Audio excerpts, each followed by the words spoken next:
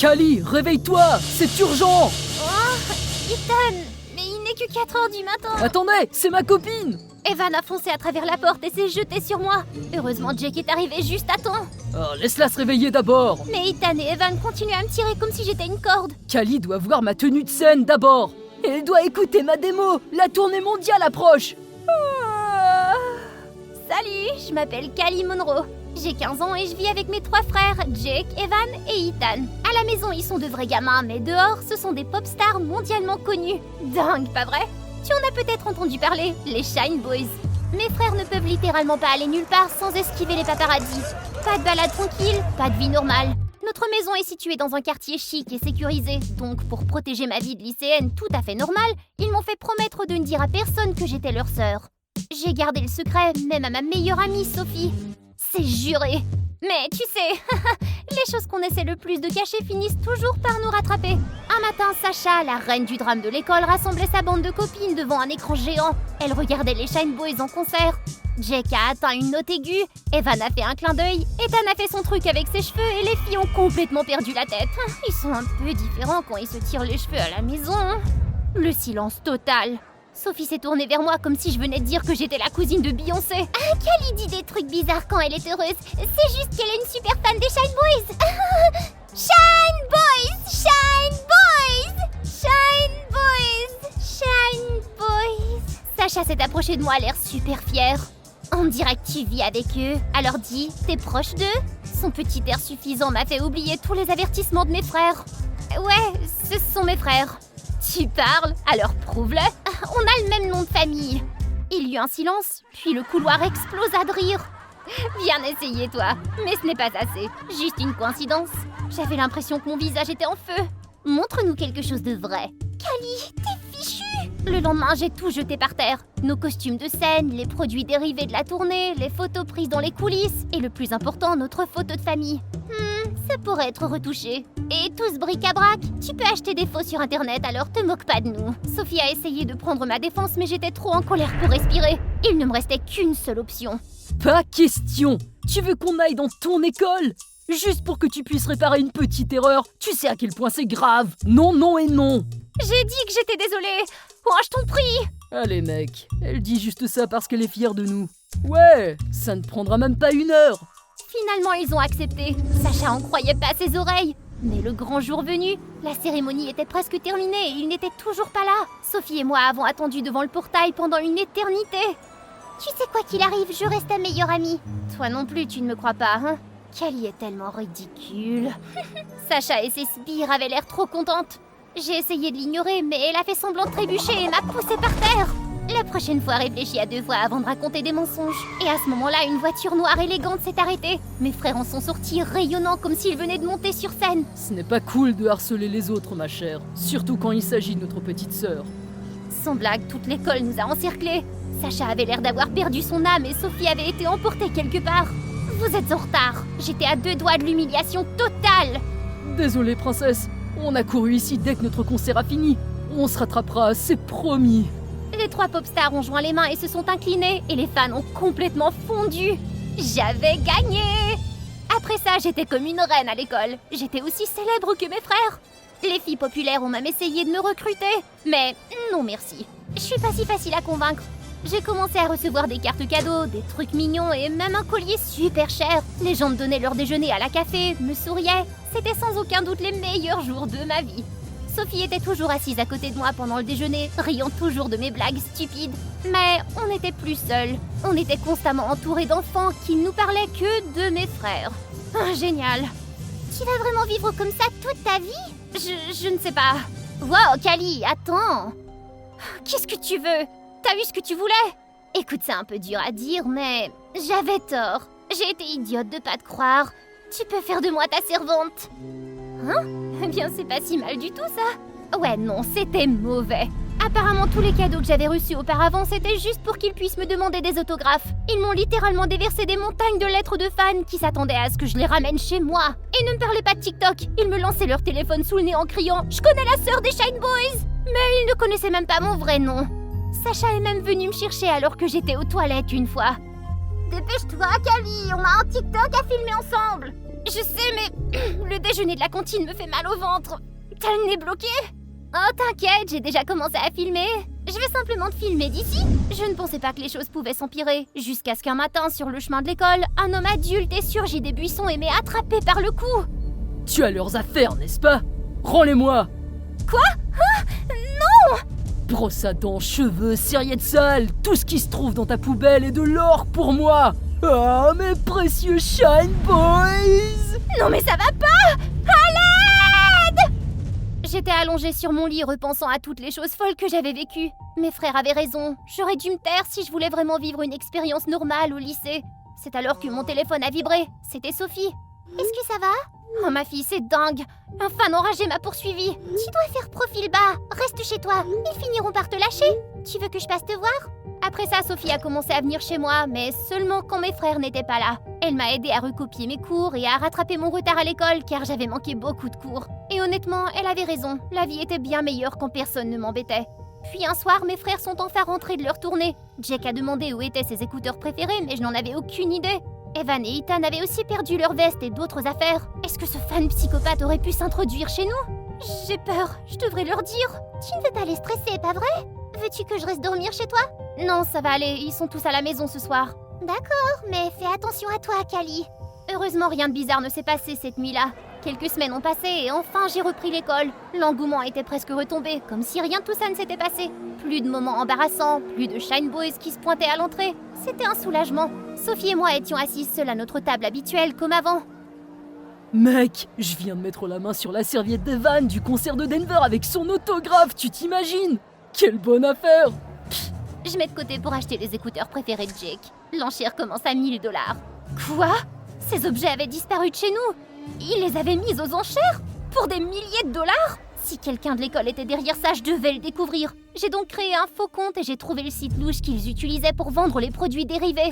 Un peigne avec des cheveux dessus, vendu à 1000 $. Si je l'avais trouvé plus tard, mon frère aurait pu se retrouver chauve. J'avais prévu de démasquer le vendeur lors de la rencontre et d'appeler la police. Mais dès qu'il m'a vu, il s'est enfui.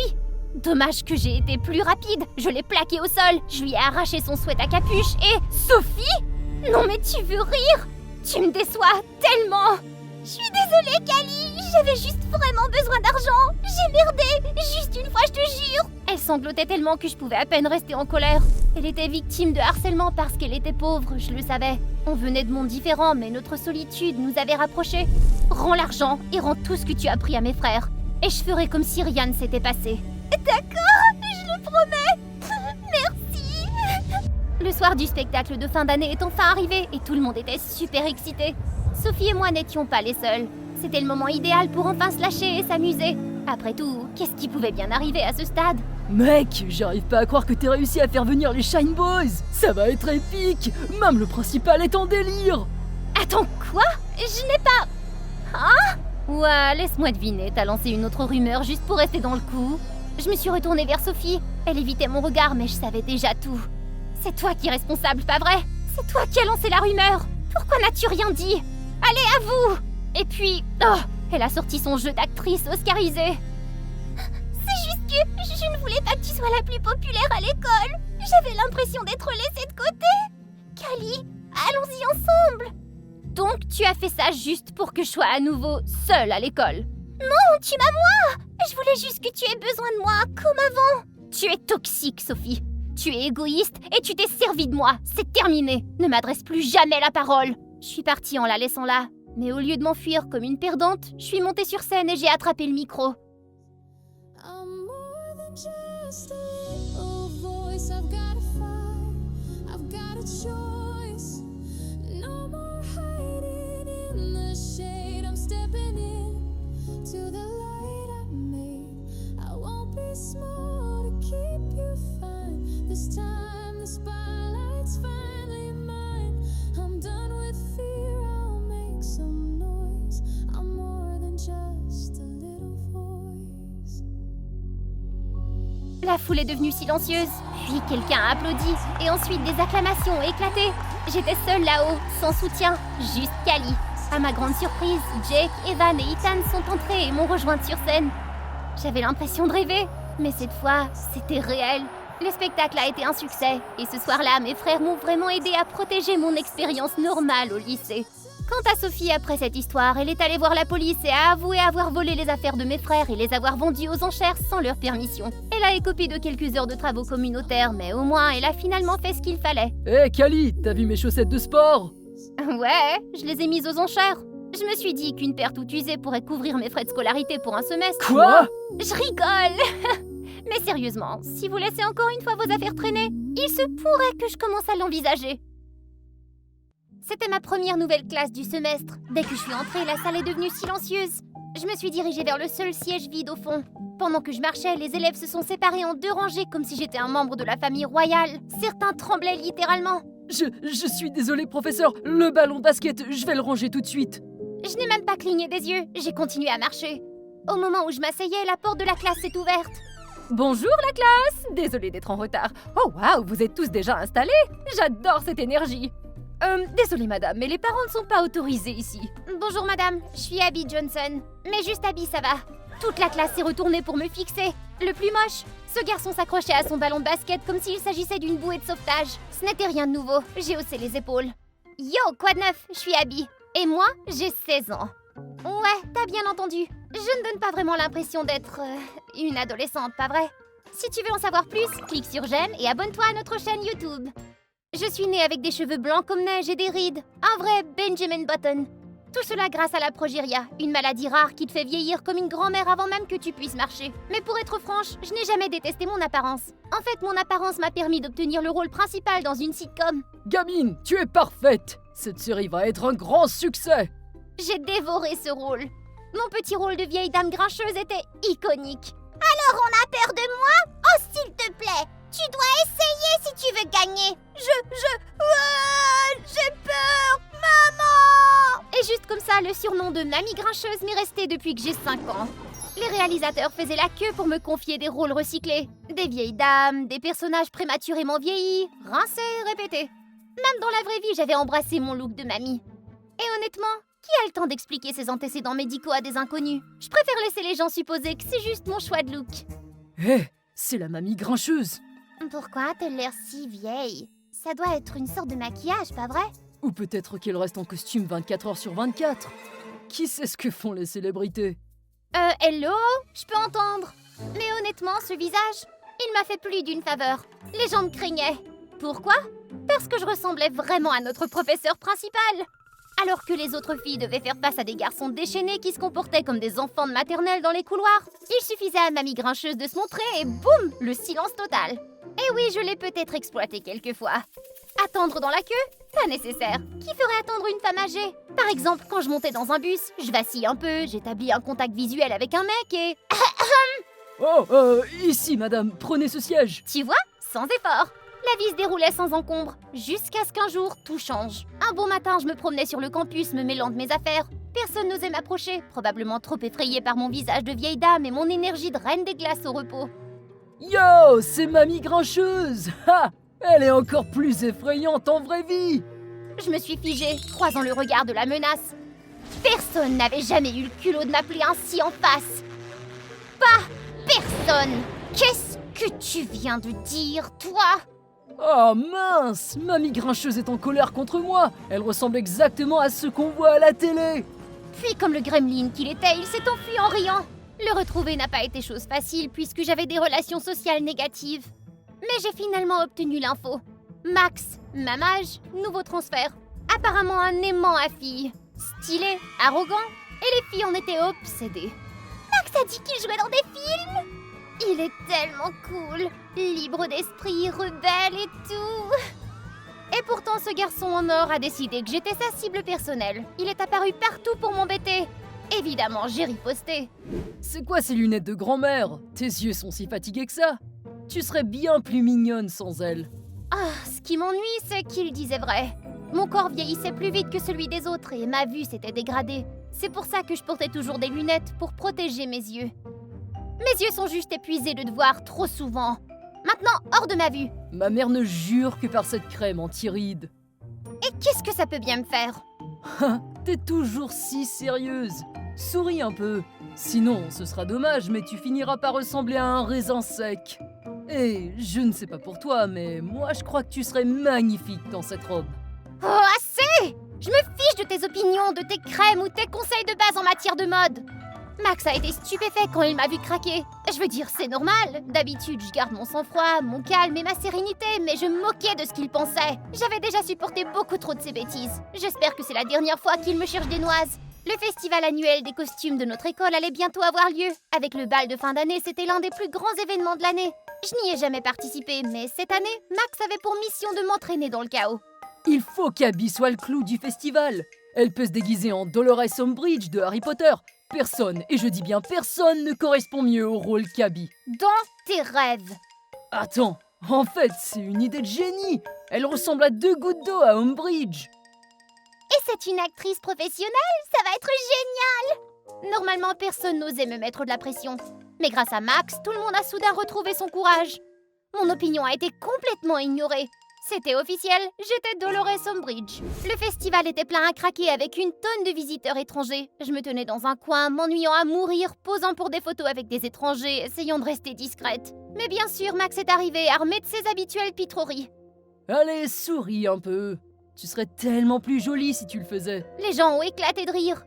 Comme si j'avais besoin qu'ils me rappellent que Mignon et mon visage ne sont pas vraiment compatibles. Je l'ai ignoré. Max a fait la moue comme un chiot botté et s'est éloigné. Mais grâce à lui, les gens ont commencé à se rassembler autour de moi et me regarder. Et puis, les commentaires ont explosé. Oh mon Dieu, tu me rappelles totalement mon ancienne professeure. Grincheuse, stricte et un peu terrifiante. Je lui ai lancé un regard d'avertissement, mais avant que je puisse dire quoi que ce soit, une petite fille a soudain fondu en larmes. Ah, elle est effrayante cette femme. Tu l'as fait pleurer! Je te laisserai pas t'en tirer comme ça! Les choses se sont gâtées rapidement. D'autres personnes se sont rassemblées autour de moi, me regardant comme si j'étais une sorte de monstre. Max se tenait au milieu et ne semblait pas du tout inquiet. Au contraire, il souriait, comme s'il appréciait le spectacle. Ouf, on dirait que tu vas devoir t'adoucir un peu et sourire si tu veux calmer les petits-enfants. Plus de visage de menace au repos. Et puis quelqu'un m'est rentré dedans. Dur. Oh, oups, je ne t'avais pas vu. J'étais trop occupé à m'occuper de la pauvre fille que tu as fait pleurer. Qui peut bien être capable de faire ça? Je me suis figée. Les regards qui me jugeaient me semblaient être des poignards. Qu'est-ce que j'ai fait? C'était fini. J'en avais assez. Je me suis retournée et je suis partie. Je me suis rendue derrière l'école. Ah, finalement. Enfin la paix. Du moins, c'est ce que je pensais. Hé, pourquoi tu te caches ici au lieu de faire la fête? Oh, pour l'amour de Dieu, pas encore lui. Je suis restée silencieuse, espérant qu'il comprenne. Écoute, on a dit des choses assez dures à ton sujet plus tôt, et je m'excuse si ça t'a blessé. J'ai failli rire en voyant à quel point c'était ridicule. Ne fais pas comme si tu te soucies de moi. Tu as été la personne la plus ennuyeuse. Tu sais, je suis habituée au regard, au chuchotement sur mes rides, mes cheveux blancs, mes vibrations de grand-mère. Max m'a soudain prise dans ses bras. C'est alors que j'ai réalisé que je pleurais. Pendant la demi-heure qui a suivi, j'ai braillé pendant que Max se tenait là paniqué comme une babysitter désemparée. Alors, tu te souviens quand on a joué ensemble? Tu m'as fait pleurer à l'époque. Alors, tu sais, je voulais me venger, c'est tout. Mais plus j'apprenais à te connaître, plus je me rendais compte que tu étais plutôt géniale. Intelligente, calme et profonde. J'ai la progéria. Je ne veux pas vivre comme une mamie. Je veux être comme toutes les autres filles. Jeune, habillée avec de jolis vêtements, mais je ne peux pas. Je n'en avais aucune idée. Je suis désolée. Mais j'ai un plan si ça peut t'aider. Max est bizarrement investi dans cette mission de relooking. Bien sûr, rien ne pouvait vraiment changer mon apparence réelle. Nous avons juste besoin d'une nouvelle coupe, d'un meilleur maquillage et de quelques changements d'attitude et boum! Problème résolu. Et c'est ainsi que le désastre a commencé. Première étape, le shopping. Max m'a traîné dans un magasin de vêtements. Oh, quel gentil petit-fils qui emmène sa grand-mère faire du shopping. Je suis partie en trombe. Max m'a couru après en me suppliant. Première étape, un échec total. Les jours suivants, Max a essayé de me donner un coup d'éclat avec à peine quelques connaissances en matière de beauté. Mais pas de chance. Ouais, t'es en mode grand-mère depuis si longtemps. Essaie peut-être de parler à des filles de ton âge. Tu sais, une interaction humaine normale. Alors j'ai essayé. J'ai vraiment essayé. En m'approchant d'un groupe de filles, leurs visages se sont immédiatement raidis. Au moment où j'ai ouvert la bouche, c'était la panique pure. Et juste comme ça, la troisième étape a été un échec aussi. Chaque plan a échoué de façon spectaculaire. Je vis avec cette maladie depuis 16 ans. J'y suis habituée. Alors, arrête d'essayer de me changer. Mais avant de pouvoir m'éloigner, Max m'a attrapée et m'a entraînée avec lui. L'instant d'après, j'étais à l'arrière de son énorme moto. Toutes les filles de l'école seraient mortes pour ce moment, mais me voilà, la seule à y être montée. Et je n'ai même pas eu le temps de réfléchir avant que... Vroom! Ils partent en trombe droit vers un parc d'attractions. Ensuite, Max m'a forcé à monter sur chaque manège. Oh! Ah! Oh mon Dieu, je vais vomir! Ma tête tournait, mes jambes étaient engelées, mais Max, oh, il était loin d'avoir fini. Je t'en prie, stop! Je ne sens plus mes jambes! Un dernier tour, je promets. Avant que nous puissions continuer à discuter, un vieil homme est soudainement apparu nulle part. Hé, pourquoi tu intimides cette charmante dame en plein jour? Ne sais-tu pas que ces manèges ne sont pas faits pour les personnes âgées? Excusez-moi, je ne suis pas une personne âgée. Tu sais quoi? On y va! Max m'a poursuivi en riant, nous moquant tous les deux de cette situation ridicule. Tu sais, quand j'étais petit, j'étais très timide. Un vrai pleurnichard en fait. Mais toi, tu m'as dit... N'aie pas peur, tu dois essayer si tu veux gagner. Je suis restée sans voix. Avais-je vraiment été aussi intrépide? La petite fille de 5 ans que j'étais ne se souciait pas de la progéria et ne se cachait pas du monde entier. Elle était une vedette que tout le monde adorait. Quand avais-je cessé d'être cette fille? Cette robe que t'as essayé de m'offrir, tu l'as encore? Les yeux de Max se sont illuminés. Comme un magicien, il l'a sortie instantanément. La robe était magnifique. Je pensais qu'elle n'était pas pour moi, mais honnêtement, maintenant je la voulais. Le bal approche. J'ai une surprise pour toi. Enfin, le soir du bal de fin d'année est arrivé. J'ai pris une grande inspiration et je suis entrée dans la salle. Silence absolu. Et puis, les chuchotements ont explosé. Wow, mamie essaie de paraître jeune aujourd'hui. Ça ne te va pas du tout. Tant que je me sens belle, c'est tout ce qui compte vraiment. Une vague d'applaudissements et de sifflets a déferlé autour de moi. En me retournant, j'ai vu Max qui applaudissait le plus fort. Il s'est lentement dirigé vers moi, très bien habillé dans son smoking. Tu es incroyable. Je peux avoir cette danse? Bien sûr. Au rythme de la musique, nous avons dansé. Et au milieu de tout cela, nous avons partagé un doux et parfait baiser. Par une journée d'automne, papa m'a emmenée dans un parc assez loin de la maison. Les journées comme celle-ci avec papa étaient rares. Je me suis assise sur un long banc et j'ai observé un groupe d'adolescents de mon âge qui riaient. C'était un double rendez-vous ou quelque chose? Puis ils se sont tous regroupés autour d'un chariot qui vendait des glaces à l'azote liquide. Un gars a exhalé une bouffée de fumée par le nez. J'ai étouffé un rire. Il ressemblait drôlement à un dragon crachant de la fumée. Pixie, pourquoi ne vas-tu pas les rejoindre? Te faire des amis? Non, je vais bien, merci. Chérie, tu as 15 ans. Tu devrais être dehors, pas toujours enfermé dans le labo avec ton père. Non, je suis bien trop timide pour approcher qui que ce soit. Mon journal et moi formions déjà un solide duo. Avant de plonger plus profondément dans l'histoire de Pixie, mon journal animé veut donner un grand coup de chapeau à Lovepreet Kaur pour avoir partagé ce joyau avec nous. Merci. Je m'appelle Pixie, j'ai 15 ans et je vis dans une maison au milieu de nulle part. Pas d'amis, pas d'animaux, juste mon père, le docteur Lennox. Il n'est pas comme les autres parents, il est très brillant. C'est presque une légende de la robotique. Les choses qu'il construit sont irréelles. J'adore l'aider dans l'atelier, réparer les petites choses pendant qu'il fait sa magie de scientifique. C'est trop bien. Par un bon samedi matin, j'étais en train de m'occuper d'un grille-pain cassé quand j'ai entendu un bruit bizarre à l'extérieur. En me rendant dans le jardin, j'ai trouvé un garçon d'environ mon âge en train d'arracher des tomates de notre jardin comme s'il s'agissait d'un buffet gratuit. La colère a monté en moi et j'ai marché vers lui d'un pas décidé pour l'affronter. Hé, qui es-tu et qu'est-ce que tu crois que t'es en train de faire? Il s'est retourné vers moi tout calme et m'a montré un sourire parfait. Bonjour Pixie. Attends, quoi? Il connaissait mon nom? Je suis programmée pour tout savoir sur toi. Programmé? Mon cerveau était en train de faire des pirouettes quand papa a soudain surgi de nulle part, l'air tout excité. Surprise! Je veux te présenter Echo. Il est un robot? Mais il a l'air si réel. C'est ma dernière invention, oui. Echo. C'est une technologie de pointe, conçue pour imiter les émotions et les traits physiques des humains. Je l'ai construit pour qu'il soit ton ami. J'aimerais être ton ami. Bonjour.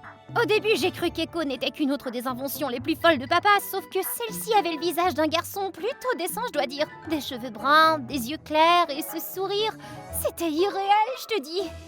Echo, classe ses vis par taille. Bien sûr, Pixie. Echo pouvait balayer le sol, préparer le dîner et porter des outils lourds comme un pro. L'avoir à ses côtés, c'était vraiment génial. Un soir de tempête, j'étais affalée sur le canapé, paresseuse, quand j'ai jeté un livre à Echo. Essaie de lire ça à voix haute. Il s'est assis, a ouvert le livre et a commencé. Il était une fois. Non, tu dois ressentir les mots. Comme ceci. Je lui ai lu un court passage et Echo m'a regardé comme si j'étais la chose la plus fascinante sur Terre. C'est le début d'un rougissement gênant. Tu vois, la princesse a peur. Maintenant tu essaies. Cette fois, il a réussi. Sa voix véhiculait toutes les bonnes émotions et avant que je m'en rende compte, je m'étais endormie. Les jours suivants, c'était devenu notre truc. Echo lisait des histoires et honnêtement, il s'améliorait de jour en jour. Pourquoi le prince s'est-il enfui au lieu d'aider la princesse, au juste? Peut-être qu'il avait peur? La peur pousse les gens à agir d'une manière qu'ils ne souhaitent pas. La peur? Echo a fait une pause, lentement, comme s'il mettait à jour un nouveau mot dans son dictionnaire personnel. Même si Echo a peur, Echo ne quittera jamais Pixie. Ces mots m'ont prise au dépourvu. Je les regardais fixement, sans voix. Pour la première fois, Echo m'a semblé être plus qu'une simple invention de mon père. Il y avait quelque chose de différent en lui. Echo a rapidement fait partie de ma vie quotidienne. Je lui ai appris les échecs et même s'il était probablement programmé pour être imbattable, il m'a toujours laissé gagner. Tu dois essayer de me battre, c'est pas drôle si tu le fais pas. La prochaine fois, j'essaierai. Nous passions la plupart de nos journées dans l'atelier. Parfois, Echo se rechargeait, parfois il huilait ses articulations. Quelle est ta couleur préférée, Echo? Le bleu. Pourquoi? Parce que c'est aussi ta couleur préférée. C'était si simple, mais ça m'a brûlé les joues. Est-ce que j'étais vraiment en train de craquer pour un robot? Confuse, je me suis précipitée vers la porte et j'ai trébuché sur un câble. Echo m'a rattrapée avant que je ne touche le sol, son expression calme mais inquiète. Est-ce que ça va? Oui, je vais bien. Merci, Echo. Bon sang de bonsoir, j'allais perdre la tête. La vie avec Echo s'est transformée en quelque chose que je n'avais jamais vu venir. J'avais l'impression qu'il était un vrai garçon, pas seulement une machine. Un soir, alors que je m'assoupissais pendant qu'il lisait une histoire, je te jure que je l'ai senti me mettre la couverture autour de la tête. Il y avait des moments où j'étais tellement frustrée, comme lorsque je n'arrivais pas à réparer le moindre gadget. Comparé au génie de papa, j'avais l'impression d'être une ratée. À ce moment-là, j'ai senti une légère pression sur ma tête. J'ai levé les yeux et j'ai vu Echo assis à côté de moi. Pixie a travaillé dur. La patience est la clé. Il a passé une main dans mes cheveux. Je ne lui avais jamais appris ce genre de geste, quelque chose de si tendre, de si humain. Alors j'ai décidé de montrer à Echo mon endroit secret, une colline couverte de coquelicots. La nuit, c'était de la pure magie, éclairée par des centaines de lucioles. Tu te sens toujours seule, Pixie? Plus maintenant, plus depuis que je t'ai rencontré. Alors ma mission est accomplie. Je resterai à tes côtés et je te protégerai toujours. J'ai retenu ma respiration pendant que nous étions assis là. Lentement, je me suis rapprochée. Nos visages étaient à quelques centimètres l'un de l'autre. Mon cœur battait la chamade dans ma poitrine. Et soudain, Echo s'est affaissé sur mon épaule. Ah, t'es à court de batterie, c'est ça? Je n'ai pas pu m'empêcher de rire en traînant maladroitement Echo jusqu'à la maison. Le lendemain matin, je suis entrée dans l'atelier prête à accueillir mon ami. Mais quelque chose ne tournait pas rond. L'air était trop calme. Echo n'était pas à son endroit habituel pour se recharger. Lorsque j'ai ouvert la grande armoire, j'étais stupéfaite de voir des rangées de robots identiques à Echo, de leur visage, à leur forme corporelle. Ils étaient tous impeccables, des répliques parfaites de lui, sauf qu'ils n'avaient pas été activés, complètement sans vie. Oh papa, qu'est-ce que c'est que tout ça? J'ai couru jusqu'au labo privé de papa où je l'ai trouvé affalé dans son fauteuil, l'air épuisé et usé. Il faut qu'on parle, Pixie. C'est compliqué. Alors simplifie le tout!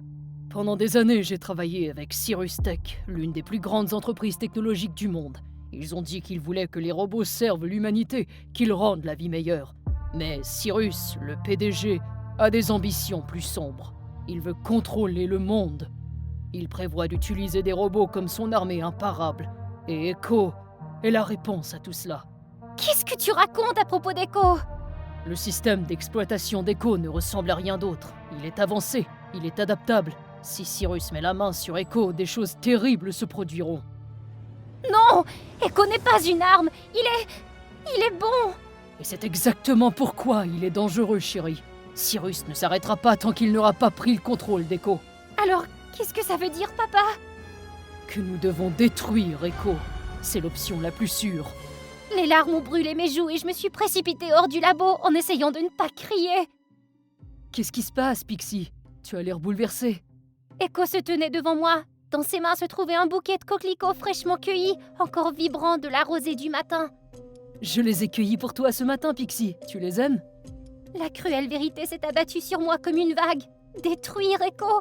Comment pourrais-je même y penser? Dans un élan de douleur et de colère, je lui ai arraché les fleurs des mains. Arrête, Echo! Tu n'es qu'une machine!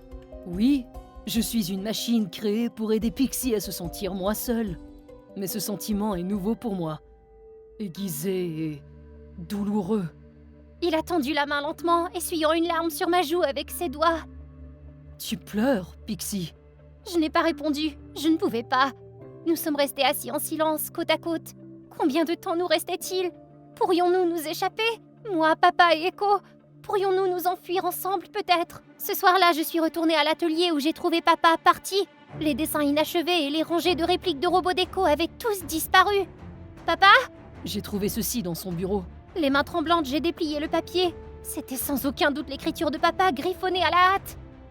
Pixie, ma chérie, je suis désolé. Cyrus sait pour Echo. Mais je sais aussi à quel point il compte pour toi. Je ne laisserai personne te faire du mal ou blesser ton cœur. Je trouverai un moyen de revenir. Prends soin de toi. Le papier m'a glissé des mains alors que je suis tombée à genoux. Echo m'a rattrapée avant que je ne touche le sol. Je ne pouvais plus le cacher. Je devais agir. Je vais sauver papa. Dans ce cas, faisons-le ensemble. Nous nous sommes cachés dans les buissons, observant le quartier général de technologie Cyrus. Le bâtiment était grand et froid avec des robots de patrouille qui entraient et sortaient. Je n'arrivais pas à me débarrasser de l'inquiétude qui me rongeait. Es-tu prêt, Echo? Je surveille tes arrières.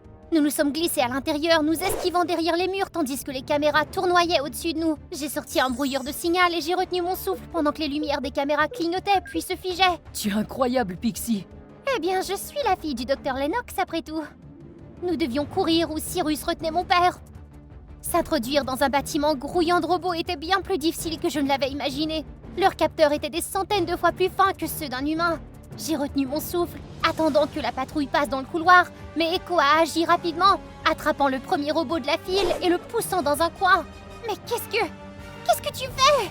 Ils pourraient s'alerter l'un l'autre. Je l'ai désactivé. Ne t'inquiète pas, Pixie. J'ai besoin d'accéder à sa mémoire pour localiser ton père. L'efficacité d'Echo fait de lui le partenaire idéal des criminels. J'ai ressenti une certaine fierté en le regardant travailler. Je sais où il se trouve. Je peux lire leur cycle de patrouille. Évitons ce chemin. Nous avons sprinté dans le couloir souterrain, la main d'Echo serrant fermement la mienne. Pixie, Quoi? as-tu peur? Es-tu en train de lire mon pouls? Je t'ai dit de ne pas faire ça. Et oui, j'ai peur. Je suis terrifiée en fait.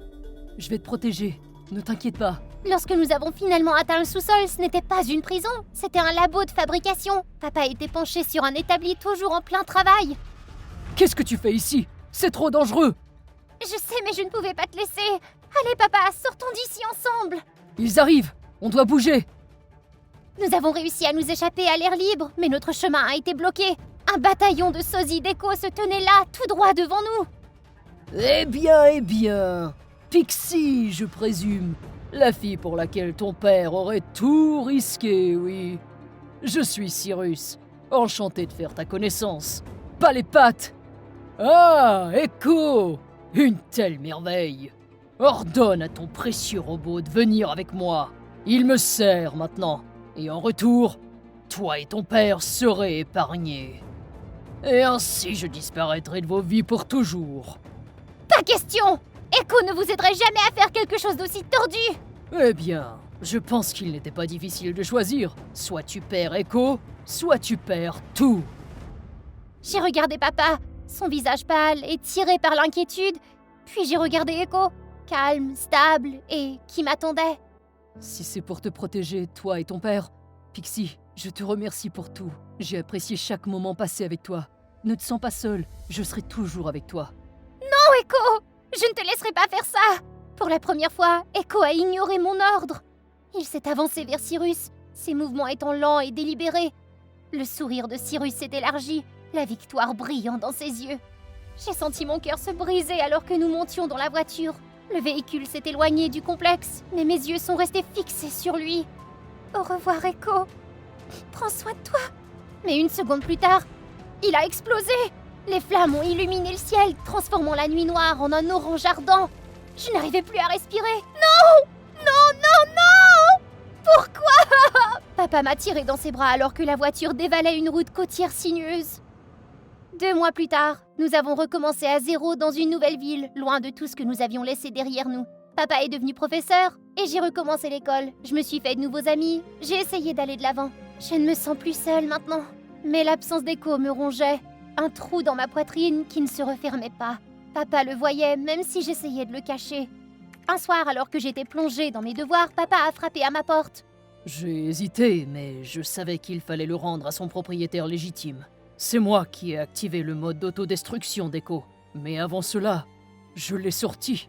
Il a posé sur mon bureau une minuscule puce de mémoire. Ah, attends, est-ce que ça veut dire que... Papa n'a pas dit un mot, il a juste souri et hoché la tête. J'ai travaillé sans relâche pendant des jours, et un nouvel Echo a été créé, portant les souvenirs de mon vieil ami. Pixie, c'est toi!